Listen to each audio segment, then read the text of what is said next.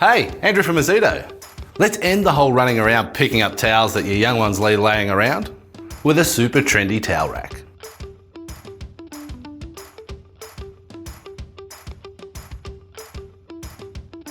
This amazing pack that we've created contains all the tools you'll need.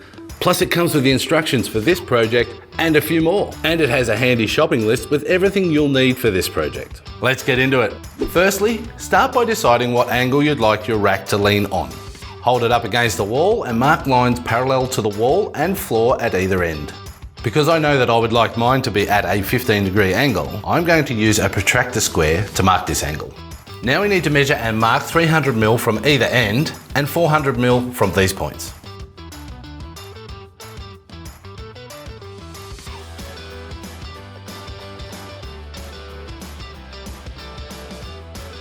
Then line both pieces of timber together, making sure they're square, and clamp them.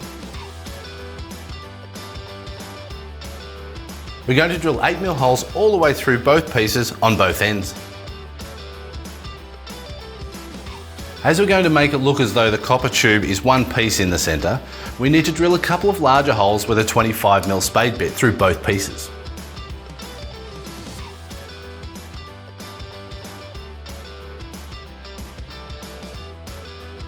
Next, adjust your circular saw and cut along the angled lines at both ends.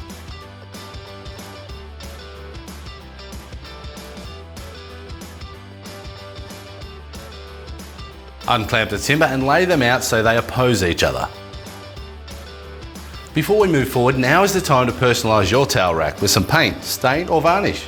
Remove all the rough edges, pencil markings and give it a good once over.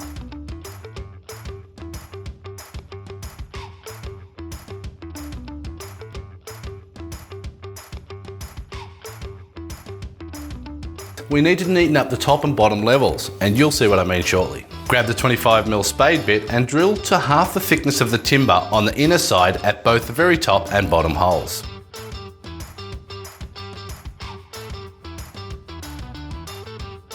Before you start cutting the tubing and rod, make sure you have a cutting guard fitted to the angle grinder.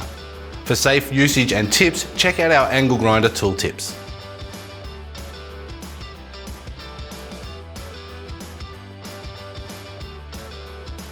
Quick tip, to easily mark metallic tubing and rod, use some masking tape. As we all know, it can be tricky to draw a straight line all around a cylinder. You'll need to cut 2 pieces of copper tubing at 560mm long, 2 at 470mm long, and 2 at 330mm long. Then cut 2 520mm pieces of threaded rod. Don't force the grinder, just let it do the work and cut through slowly.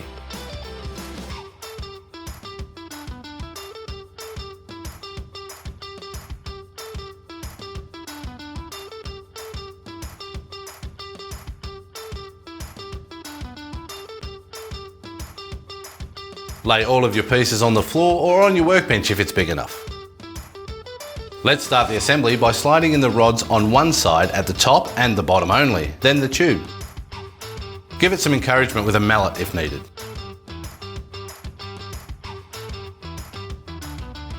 Then place the tubing in the remaining holes. Again, a little encouragement if needed. Then once all the rods and tubing are slotted into the one side, close it off with the other piece of timber. With the dome nuts, lock off the rods at the top and bottom nice and tight. Now we're going to finish off the centrepiece with the 90-degree elbows. Slot these onto the 330mm pieces. Don't glue them yet as we're just testing the fit. Slide the elbows onto the tubing on the rack. Once you're happy with the fit, go ahead and glue them together with some metal bonding glue. Give them a tap with a mallet and wipe off any excess glue as quickly as you can.